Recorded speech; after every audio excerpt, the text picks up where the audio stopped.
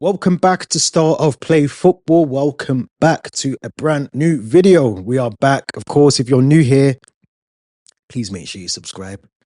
Please make sure you subscribe, man. We've been on 69 subscribers for some time now, man, and we need to get to 100 subscribers as soon as possible. So if you're here and you're new and you haven't liked this video, please make sure you do that before you do anything else. Now, the Premier League is heating up. The Premier League is heating up. If you look at the league table as it stands at the moment, it is looking amazing because, of course, Liverpool sat top at the table at the moment. They are almost one hand on the trophy, so to speak. But if you go down to let's say from Aston Villa, you could even add Brentford in there, but let's put Aston Villa, 10th place Aston Villa to 4th place Chelsea. There's literally 4 points in it. Aston Villa 42 points, Chelsea currently on 46 points after their win yesterday against Southampton. Now, the Champions League spots are heating up. It could be anyone's. It could be anyone's to take from there. Obviously, we know that Liverpool, Arsenal are very comfortable at the top of the league. They look like they're certain to get Champions League football, but third, fourth, and potentially fifth, as it looks at the moment, is going to get you Champions League football next season. Those spots are up for grabs, and they are anybody's. But some really good performances, some really good. I'm going to say shockers in the league yesterday. I don't think anyone had Crystal Palace beating Villa 4-1. Really entertaining football. Only got to see some of their game very slightly, but very, very good goals from Nketiah, Ismail Assar, Mateta.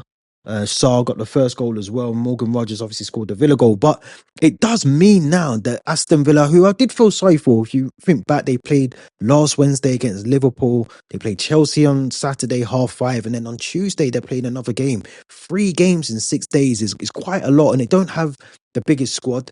But I still think Aston Villa there or thereabouts. I mean, they weren't too long ago, sitting in 5th or 6th. That they're now currently, I think, 9th, 10th, 9th in the league. So things are changing rapidly in those spaces in the Premier League. But look, I mean, Aston Villa have enough about them. I thought they brought in some really good quality in Rashford and Asensio. They got Morgan Rogers, Jacob Ramsey. We know Ollie Watkins is good on his day as well. But we have to credit Crystal Palace as well. Let's not just talk about Aston Villa. Crystal Palace currently in 12th. So again, as I said before, just as well as much as the Champions League spots, those Conference League, Europa League spots are still up for grabs as well. Crystal Palace have found some really good form under Oliver Glasner of recent times, and they are in contention. We have to talk about them. They are still an outside chance of getting into Europe next season, whether that's Conference League or Europa League football. So we have to credit Crystal Palace. They played really well. They're under some good form. Shout out to Basil. I think he did actually predict that they would win last night as well. Let's move on to Chelsea 4-0. Chelsea 4, Southampton 0. It was a game that could, in my opinion, it could have gone either way. Now, there was protest before the game at Stamford Bridge outside Bovril Gates. I think the protest started at 6 p.m. I'm not going to get into all the ins and outs, but if you can go online, you'll be able to see all the protests and what happened there and the craziness that happened at the protest. But Chelsea 4, Southampton 0. It was a good game. It was a good game for Chelsea. It was a game that Chelsea probably needed at the time that they had that game. A couple of poor performances before that, losing to Aston Villa as well didn't help at the weekend. But playing the Southampton team that I think have only got 2 wins this season, but they're down and out. They've already been relegated. You go to St Mary's, you're getting 3 points. It's kind of that sort of that kind of vibe for Southampton this season. But Chelsea played really well. They weathered a small storm from Southampton in the first 10 or 15 minutes of the game and then came back with 4 goals, them coming courtesy of Nkunku, Pedro Neto, Levi Colwill and Marc Cucurella. It was a really good performance from Chelsea. It was a clean sheet. And if we're being honest as well, it was one of those games that you expected Chelsea to win. It was just how convincing were they going to be. And they didn't start the game very well, but as the game grew, they were able to get their goals. There's still a doubt of confidence around the likes of Christopher Nkunku. I know he got a goal yesterday, but apart from that, he wasn't really that effective in the game.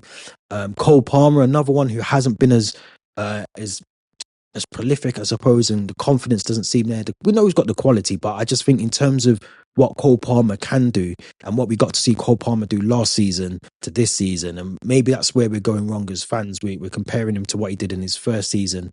You know, the College Dropout is probably the best Kanye album, but then when you look at other albums, you're probably not putting them on the same level as College Dropout. I don't know if you're ever going to do that with Cole Palmer either. Um, you know, maybe sometimes their first season is just up there, then they have a bit of a dip, and then maybe they might give you another solid season. So we have to keep an eye on that. I think maybe one or two goals from Cole Palmer will change all of that, and the confidence might just come oozing back into him. So we'll have to see. But it was a good performance. We got to see the likes of Josh Ashiempong, Tariq George, and Magoo as well. The new signing that came through the doors in January at Chelsea was able to get some minutes as well under their belt. So it was a really good, convincing performance. You know, Enzo Fernandez, Moises Caicedo, who is one yellow card away from a 2-match ban, nearly picked up his 10 bookings for the season so far. Both of those played well. I think that is a key thing for Chelsea this season. They have to keep their key players from injuries and suspensions.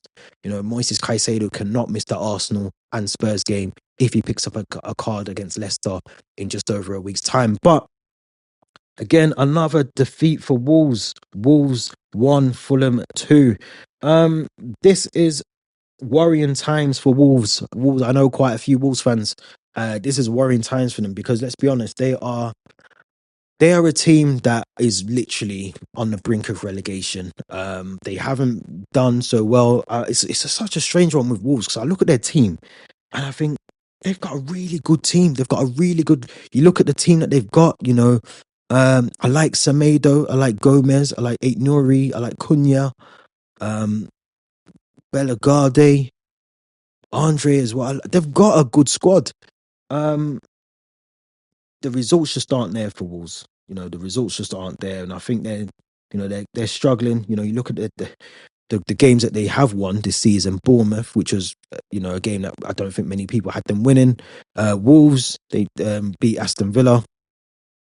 They beat Manchester United in December. They drew against Wolves, but they've been on a really shocking run of games. Newcastle defeat, Chelsea defeat, Arsenal defeat, Liverpool defeat as well. So they are on the brink of relegation. I think they might have enough about them. They're on 22 points. Ipswich, Leicester, and Southampton, fortunately for Wolves, are playing a lot inconsistently than they are this season. So that might help them. But you just don't know. You just don't know with Wolves. Let's head over to tonight's matches. There are 5 matches tonight. Brentford, Everton, Manchester United, Ipswich, Kieran McKenna back at his old stomping ground. Nottingham Forest, Arsenal, Tottenham, Man City, Liverpool, Newcastle is the final Premier League game of this week. And there are some juicy fixtures there. Now I'm really looking forward to Brentford Everton because I think with Everton, Brentford currently 11th, Everton currently 14th, found some really good form. Should have potentially won at the weekend against Manchester United, albeit with the silly dive from Ashley Young. But anyway, Everton have picked up form. They're actually above Manchester United as it stands today in the Premier League. So shout out Kojo. I know you're not going to want to hear that, but you're not also going to be surprised by that either. But Everton are a team that I feel will get a result against Brentford. I think they are in good form. I think David Moyes has got them playing some really good football. Really been impressed with the likes of Beto stepping up. Harrison, I thought, has been playing really well. Decore as well in that midfield. Having Tarkovsky and Branthwaite in the central defensive areas has been good for Everton. They've been really well. Pickford again in goal, made some crucial saves against Manchester United, and I think that's where you need someone solid in front of your defender, behind your defenders, and that is Jordan Pickford. He's pulled off some really good saves over the last couple of weeks. But we can't rule out Brentford again. Really good players with Mbumo, Wisa, Damsgaard. They've got some good players in their squad as well. So I think when you look at the two teams evenly, it is going to be a really good. I'm expecting a really good game there, a good battle between the two teams. It might just be who wants it a bit more, but I am going to go for an Everton win. I think Everton will win that game. I know Brentford again are in some good form, especially of recent times. They beat Leicester, West Ham, they've beaten Crystal Palace, they drew at home to Man City as well. They thrashed Southampton earlier on in January, so they have had some good wins. They have had some defeats as well. Recent times, Tottenham beat them at the G-Tech Stadium only a couple of weeks ago. So it is going to be a difficult game for them. I just think whoever wants it a bit more on the night is gonna come out on top there. And I think Everton, for me, has just shown a little bit more form. Their form record shows that they might get that game there. But Manchester United Ipswich is going to be a really, really good game. Um, I don't want to say this, but I think I might have to. But I feel like Ipswich could get something. I feel like Ipswich could get something at Manchester United. I think any team that goes to Old Trafford now is not afraid of Old Trafford. I grew up in a time when Old Trafford was like, it's one of the most biggest stadiums. It was one of the most intimidating stadiums. It was one of the most, teams would have hated to go there and play. You didn't get 3 points at Old Trafford. You just didn't get them. Um, but this is a Manchester United team that is currently sitting in 15th place, joint 15th with West Ham, who we've just spoken about.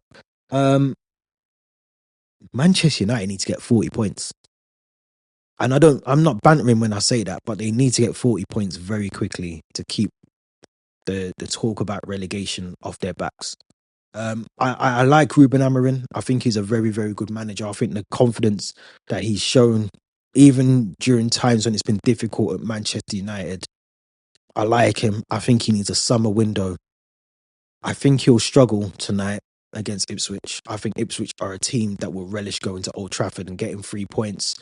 Um, you have to give Ipswich their credit. I mean, they need points as well. If they win this, they go on to 20 points, so it piles on a bit more pressure on Wolves as well. But I just think with Manchester United, you could put out their best 11 and they might still lose the game. They don't have a good enough squad. I'm not keen on Xerxes. I'm not keen on Rasmus Højlund. I like Dorgu. I think he looks really good for them as well. And Bruno Fernandes, I think, is too quiet for me in games. I think when he's Bruno Fernandes can score you a free kick like he did against Everton on Saturday, but apart from that, he doesn't really do anything else. And I think those goals or those little bits of an assist or whatever you might do in a game, it kind of digs him out that hole a little bit. But he goes missing for too much for me. We obviously need Nana needs to be on his I was going to say on his game, but I don't think his game's even good enough to keep out the likes of Liam Delap. Onana has to do better in goal, man. He has to do better. If he doesn't, who knows, man? Who knows? But the last 3 games, we've got Arsenal, Forest. That is a game that could go either way. I think if Forest win, I mean, I feel like the Premier League's already wrapped up. I'm going to say that from now. I feel like the Premier League is already wrapped up. I feel like we know that Liverpool have won the league. I think beating Man City at the weekend was the cream on the crop for Liverpool. But I think if Nottingham Forest beat Arsenal tonight, the gap will be 14 points, I think, between Liverpool and Arsenal. It is going to be too much for Arsenal to even think about coming back from there. If I'm honest, and I'm talking from a Chelsea perspective, a selfish Chelsea perspective here, I really need Arsenal to do the business tonight. I need Arsenal to do the business. Now, we know they haven't got a striker. They haven't got someone out and out that is a striker.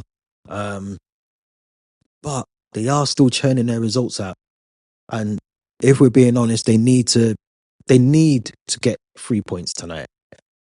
Will they do it away from home at the City ground? I don't know. I don't really see it. Now, Forest are a bit of a mixed bag at the moment. They've done really well this season. They're currently third.